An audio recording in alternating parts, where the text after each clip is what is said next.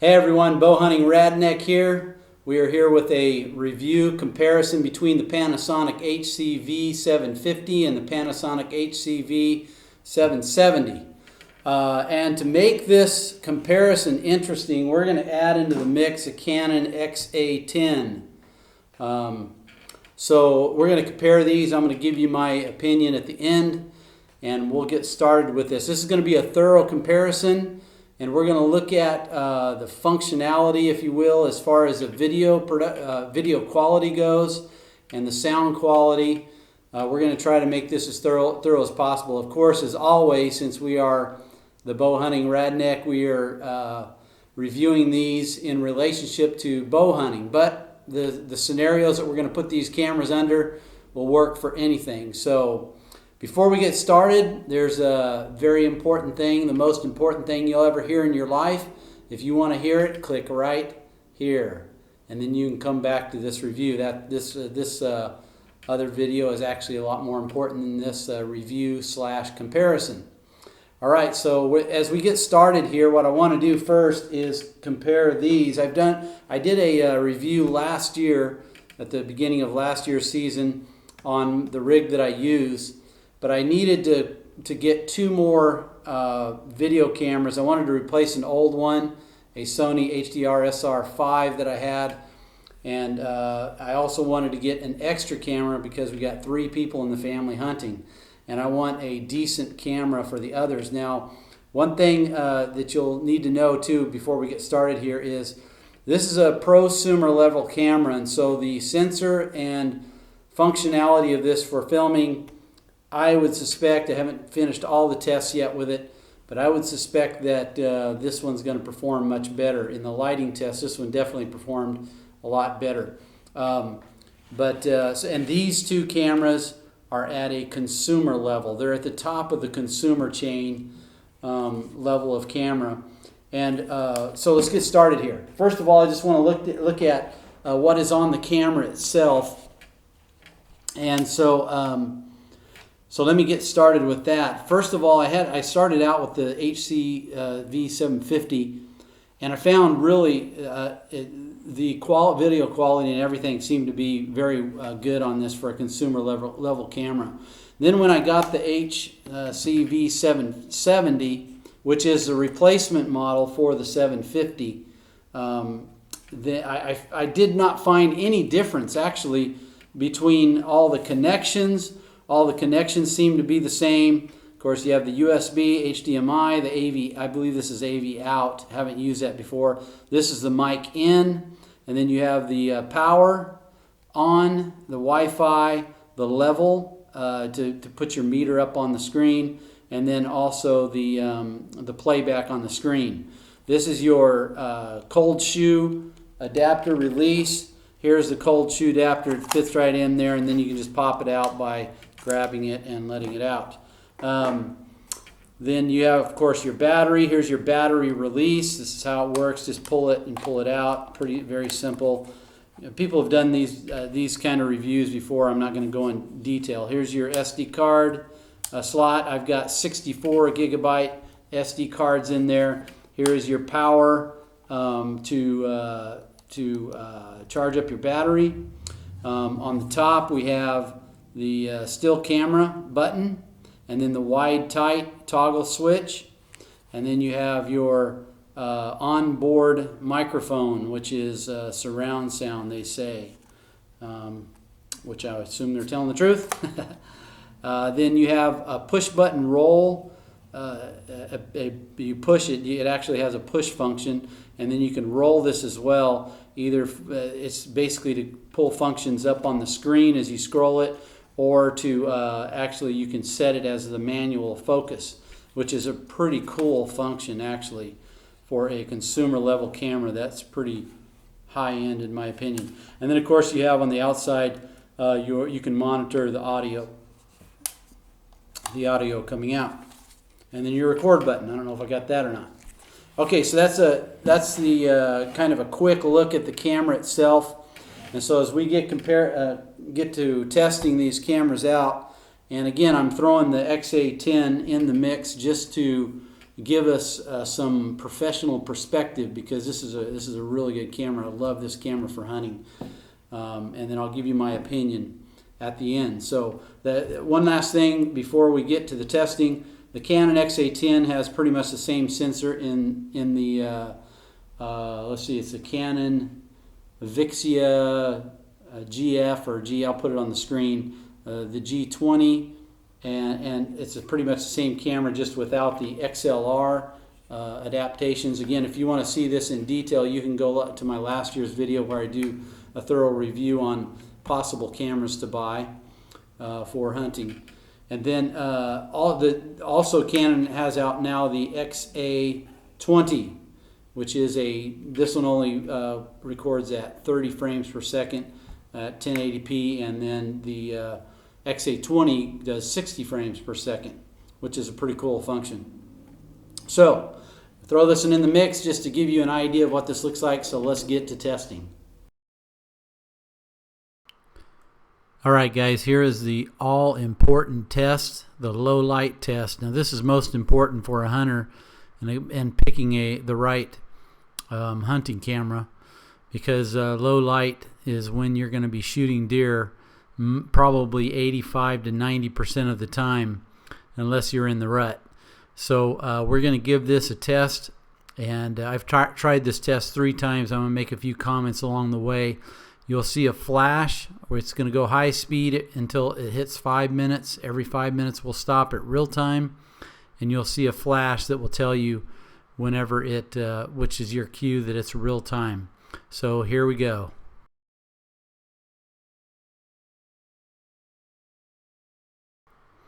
Okay, now we're real time for 10 seconds.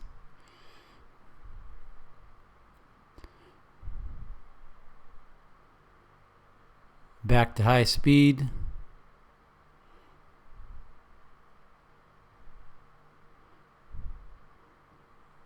Real time at 10 minutes for 10 seconds.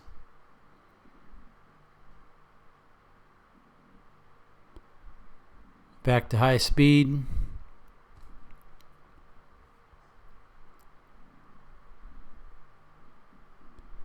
All right, we're real time at 15 minutes.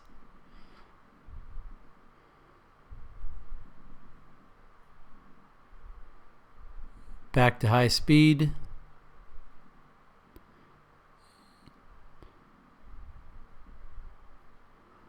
All right, now we're at real time for 10 seconds. You can notice that the Panasonic cameras are struggling at this point, but you still have usable light with 10 minutes of shooting light left. Now we're back to high speed.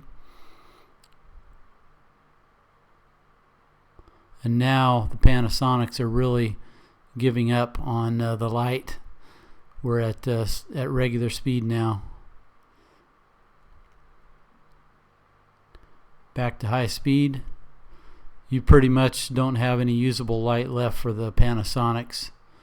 Canon XA-10 all the way up to 30 minutes. Man, that camera is a good camera in low light situations. So we're at 30 minutes regular speed, and now we're back up to high speed. Even all the way up to 35 minutes, I was still getting some image that was that you could see with the now we're at regular speed at 35 minutes with the Canon. It's a great camera, XA-10 or XA-20. Now the thing that was surprising for me was the Panasonic HC-V750 seemed to do not as good a job as the HC-V770, which I'm not sure why, because they both have the same sensor.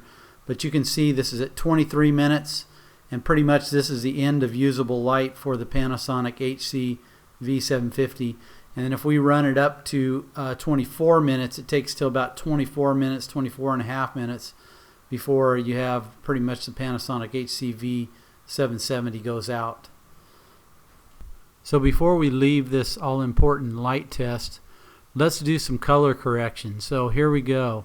I'm using Final Cut Pro 10, 10.2. Let's see, it's 10.2.1. So here we go right now. So I guess the lesson learned here is you get what you pay for. Panasonic HC-V750 and 770 are really struggling even with color correction. And of course that's a $600 retail camera as opposed to the Canon XA-10, $1,500, Canon XA-20, $2,000, and I guess the Canon G30 about $1,000, probably about $800 new, something like that, and the G30, which would be around $1,000 to $1,500 you can get those for. So that's the lesson learned. Let's move on to some other tests. Now for this daytime filming, this is actually close to sunset. I'm going to leave the audio on each one of these so you can hear what it sounds like. This is a zoom test into the digital. Digital zoom to 40 by. It's the digital zoom to 40 by on the XA-10. You can see very clearly that the Canon XA-10 is struggling quite a bit. I leave it off the digital function for that very reason. I was pleasantly surprised with the HC-V750 and 770 as it has intelligent zoom is what they call it. Digital zoom now. It seems to work rather well. Here's the 770. In this test I'm actually using the onboard microphones with the 770 and the 750. Now we're into the digital zoom.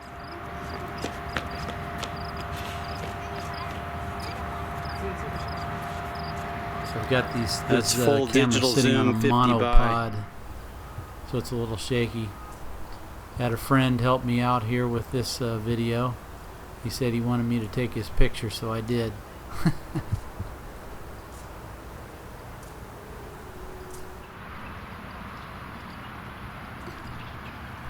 This is a pan to a zoom with a date palm tree.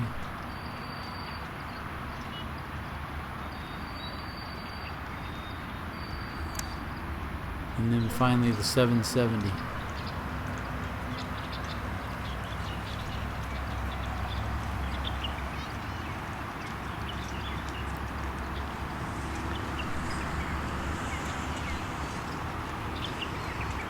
This next shot is a pan shot at about half optical zoom. Again on a monopod.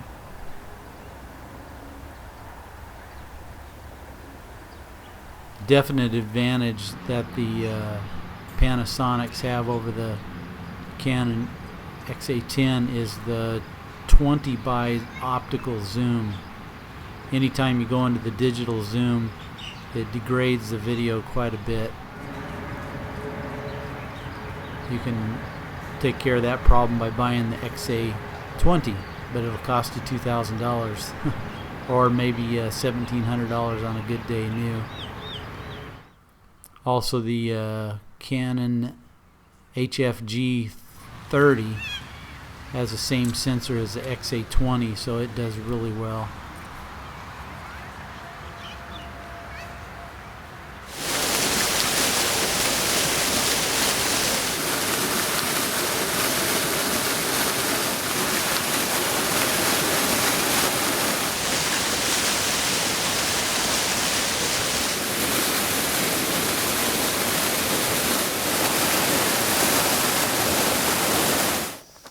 This is a sound check 1 2 3. Sound check 1 2 3.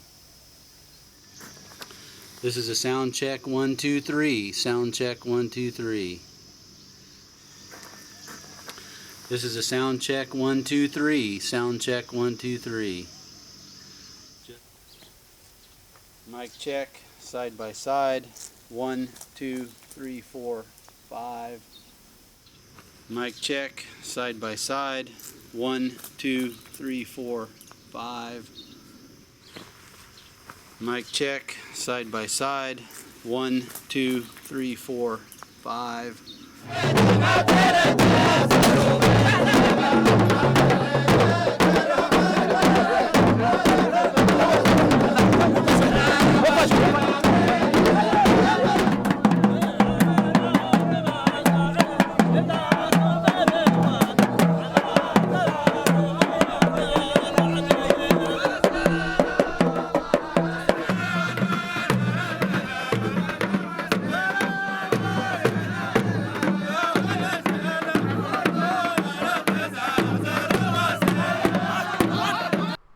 All right, for this first slow motion test, I left the cameras on the highest setting, AVC HD, and of course the Canon can only go up to 30 frames a second at 24 megabytes per second, and then the Panasonic's a little bit higher there.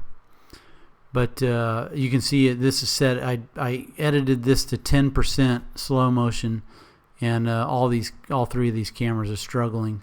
That's why I only put it at about 25% when I use slow motion.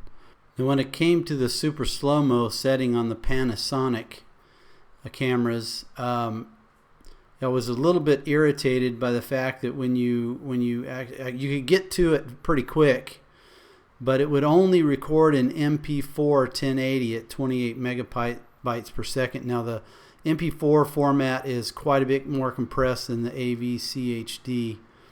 And so it's a lower quality video, which was irritating. And then you only get 3 presses per take on it, and you have to hold the button down. So that was the second thing that irritated me quite a bit about if you want to take super slow-mo with this camera. Here it is in action, and the super slow-mo, I was pleasantly surprised. I mean, it's not a function I don't think I would use much in bow hunting, but it may be a function that you would like on this camera, and it does a halfway decent job.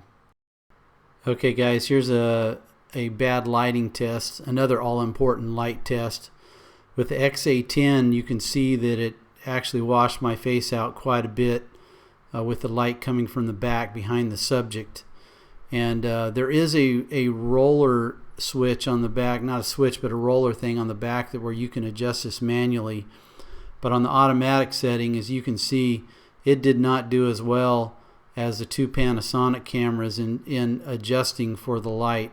Again, these are all automatic settings, and with the bright light in the background and the subject in front of the bright light, which is always a terrible position to try to video or photograph somebody in. So I'm very pleased with how the Panasonics performed in this particular low light test.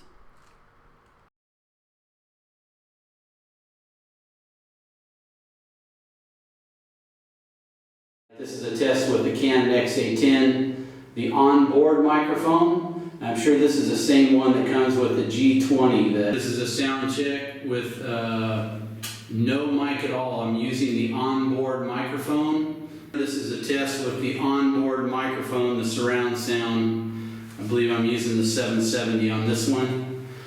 Alright, this is a test in a room with good acoustics. It's a rather large room. And also an air conditioner is playing. Okay, this mic check is in a room with good acoustics with the Panasonic cameras. Okay, this mic check is in a room with good acoustics with the Panasonic camera. But this is also a Shingu mic. It's a Shingu SG-103S. The Shingu SG-108. Just a cheap China-made microphone that I bought off of eBay. This one is the Shingu SG-108. So it gives you a picture, or actually allows you the shotgun mic. I believe it's an SG-103S. Shingu SG. Alright, this is SG-108. Gives you a picture of what it sounds like, just a cheap China-made microphone. Alright, this is the sound check with the SG-108, the Shingu SG-108. Alright, this is a Sennheiser EW100 G3 on the XA-10. Alright, this is a sound check with the Sennheiser EW100 G3. That's a lapel mic. Alright, now we've got the Sennheiser EW100 G3. We're using that lapel mic. And this is with the Sennheiser EW100 G3. So this gives you. Alright, this is the HC-V750 with the EW100 G3 Sennheiser. The test with the Sennheiser EW100 G3 in a room with good acoustics, so it gives you a picture of. Then the final analysis on sound. In my opinion, the 770 has far superior sound, especially when you start connecting exterior microphones to it. And they must have improved with the upgrade from the 750 to the 770. They must have upgraded the sound in some capacity. Before I give you my evaluation, I wanted to give you a quick look at some of the accessories you can get for this camera. This also applies, I'm using the 770 for this, but it applies for the 750 as well because they're essentially the same camera. Like I said, I can't really find any difference between the two functionality. There might be some technical thing that I just don't use for my situation. But one of the handiest things that I've found for this, for using this camera, is of course the cold shoe, because it allows you a place on which to put like an exterior mic. For example, this Shingu SG-108, I think is what they call it. Shingu SG-108. And this works pretty good. Now, as you could see in the testing, the audio quality on the mic that's actually the onboard mic, you know, that's true with any camera. You really want to try to get away from using the onboard sound on any camera because it tends to be very low quality. But you can buy an exterior mic like this, and you can just attach it to the cold shoe, and then you solve that problem right there. Screw it down, if you can see how that works, and then plug this in. I usually wind this around a couple of times so I don't have a whole bunch of extra cord to go with that, and then plug it right into the mic section. And that will improve your sound quite a bit, and you can get better quality mics as well than this. This is just a cheap China-made one, which works okay. It's not professional level quality, but it works okay. But if you want to go for higher quality sound, you're going to need to get a better mic. Now, this particular camera does not do well with sound, in my opinion. Just my opinion. Also, another thing that is kind of irritating about the exterior setup and microphone setup itself is the fact that you can't close the door. That's kind of irritating because there may be situations where you just want to save battery life and you can't close the door all the way unless you unplug it. So that's kind of a drawback in my book. And then also you can get one of these lens hoods. But one thing about these lens hoods, anything you're going to screw on, this is comes with a higher end consumer level cameras. It comes with the threads, so you can add adapters. But one of the big things I found about these thread adapters, really Panasonic or anybody else who makes these cameras needs to make them wider out further, because if you take any adapter and you attach it, what happens is the steady function on the video, every time you move it, you'll see the corners, as you see right now. I'm showing you a quick example there. But I found with this, like for example, I bought this cheap China-made little lens hood, and in some situations this works good, especially if you got sunlight coming from the side or from the top at an angle towards the lens. It'll keep it from drowning out your video and ruining your shot or whatever it is, which if you're hunting deer like me, you don't get any retakes. You got what you got. So I tend to like to have these hood thingies on here.